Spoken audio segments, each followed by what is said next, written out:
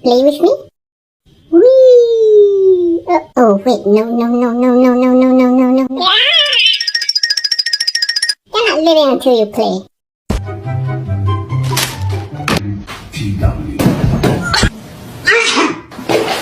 Nice, Ron.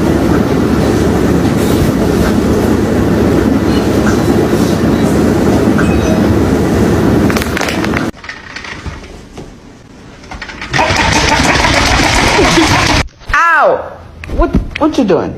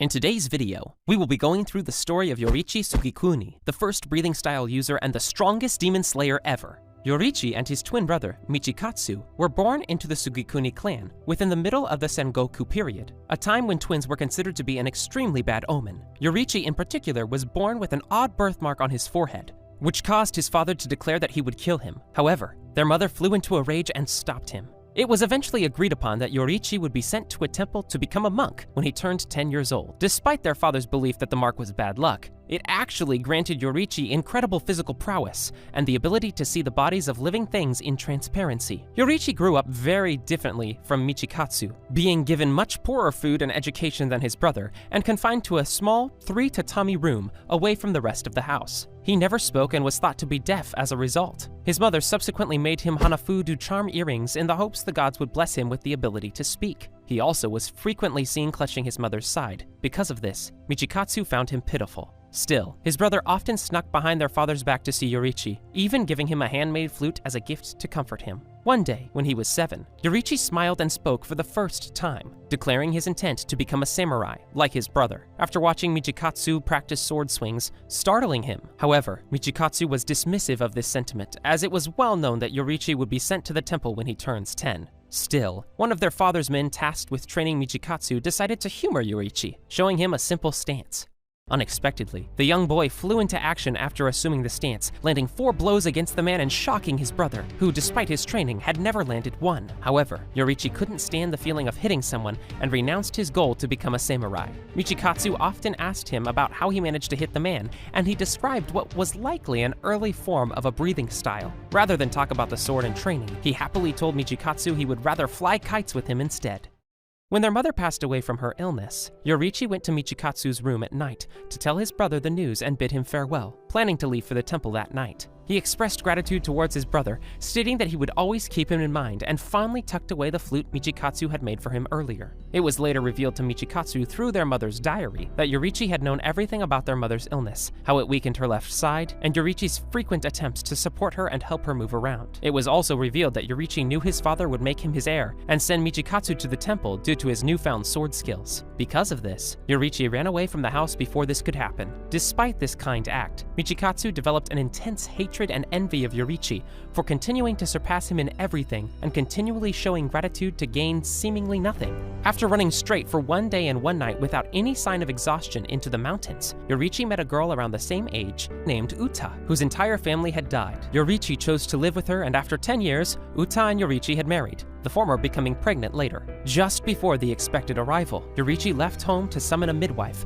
promising his wife to be back before the sunset. On his way, Yoriichi had helped an old man and lost so much time that he decided to return home and summon a midwife the next day. By then, the sun had already set. When he finally arrived home, he found that Uta and the unborn child were killed by a demon. The tragedy shocked Yoriichi so much that he held her corpse in his arms for 10 days straight and only buried them after a pursuing demon slayer encouraged him to do so. This led Yoriichi to pick up his blade again and train as a demon slayer. Aided by his demon slayer mark and innate talent for swordsmanship, Yoriichi proved to be an incredibly powerful demon slayer. He reunites with Michikatsu after the latter's samurai encampment was slaughtered by a demon, and he was left the sole survivor. Yoriichi killed the creature effortlessly and apologized for the deaths of his brother's comrades. Aided by his breathing technique, later named sun breathing, and wanting to help others, Yoriichi tried to teach it to the other demon slayers. However, no one could match his form exactly. Undaunted, he modified the breathing techniques to suit their strengths, allowing them to gain a similar increase in power and abilities to help them hunt demons. The variations he created formed the first water, wind, flame, stone, and thunder breathing techniques, and the best of these demon slayers became known as the Hashira. Michikatsu himself tried and failed to learn sun breathing, instead creating his own style he named moon breathing.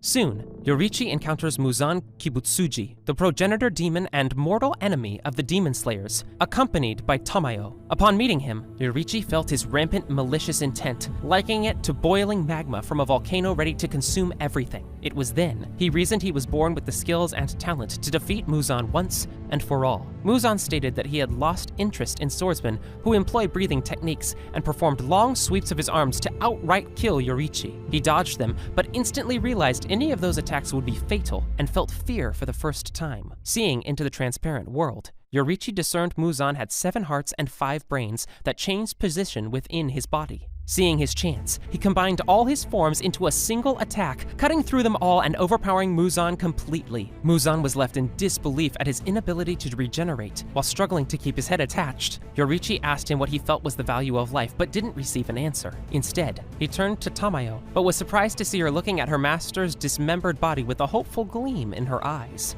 Moving to kill him once and for all, Yoriichi instead heard the sound of teeth cracking as Muzan's body burst into hundreds of small pieces. Caught off guard, he was only able to destroy 1,500 of the 1,800 pieces, leaving the rest to escape from Muzan to regenerate again. In spite of Yoriichi's failure to kill him, Muzan never forgot the encounter and remained fearful of Yoriichi for the rest of his life. Tamayo was on the verge of tears as she realized Muzan learned how to avoid death by decapitation, cursing the survival of the man that ruined her life. Upon realizing the Kibutsuji curse failed due to Muzan being weakened so much, Tamayo was surprised. Yoriichi approaches her and she told him everything he needed to know about Muzan, and it was unlikely he would ever meet him again. As thanks for her aid, he let her go free. Soon after this, several demon slayers came to report to Yoriichi that his brother had betrayed the organization and become a demon. Yoriichi took responsibility for Michikatsu's betrayal, his inability to kill Muzan, and letting Tamayo escape. The other demon slayers demanded he kill himself as penance, but the newly appointed Oyakata prevented him from doing so, allowing him to leave in banishment. After his banishment, Yoriichi decided he had much on his mind and wanted someone to talk to. He could only picture his friends Sumiyoshi and Suyako and decided to visit them. He meets Sumiyoshi, sat down with him, and told him his entire story, from the beginning to his banishment from the Demon Slayers. Reminded of his tragedies and speaking of his regret at letting Muzan live and the countless deaths that would follow, Yoriichi grew despondent. Sumire arrives at that moment to ask for a hug. At Sumiyoshi's request, he lifts her up, making her laugh and squeal with joy, causing him to break down in tears and embrace her. Suyaku arrives shortly after to comfort him and treat Yoriichi to a meal and cheer him up. While with the Kamados, Yoriichi would be asked to perform the sun-breathing's forms. He kindly did so, performing all the moves with such grace, he was likened more like a spirit than a human. Sumiyoshi would watch this demonstration intently and keep them in his memories. On his last night, despite being told he was welcome at any time, Yoriichi gave Sumiyoshi his own Hanafuda earrings. Sumiyoshi and Suyako realized that this was going to be the last time he will ever see them. Overcome with emotion, Sumiyoshi called out to Yoriichi as he walked away, calling him to stop. He reminded that he saved them, and he voiced his promise to preserve the sun-breathing's forms through his descendants. Hearing this, Yoriichi turns and smiles brightly, thanking the Kamados and waving them farewell. Despite the apparently limited lifespan of 25 years suffered by those who bore the Demon Slayer mark, Yoriichi lived till his 80s, but eventually went blind as he continued slaying demons. On the last day of his life, he would personally confront Michikatsu, now known as Kokushibo, and Muzan's strongest lieutenant as upper rank 1 of 12 Kizuki. Devastated at what his brother had become, he cried, and Kokushibo could only show disgust that his younger brother was old, but still alive despite having the mark. In spite of his love for him, Yoriichi knew he had to kill him and prepared to strike. Kokushibo's disgust turned to fear upon seeing that Yoriichi still was the same capable and powerful warrior from before. He told his brother when he was to attack and soon struck, slicing through his neck without Kokushibo able to even draw his blade. Angered at being surpassed again, Kokushibo waited for the next attack. Unfortunately, it never came. Yoriichi passes from old age untouched. Angered that his one chance at a fair battle is gone, and the man who nearly killed Muzan and him is now dead and undefeated forever, Kokushibo would strike at his brother's corpse in scorn, only to realize Yoriichi carried the flute he gifted to him when they were both still children. Unable to sever his connection with Yoriichi, Kokushibo took the split flute and carried it with him.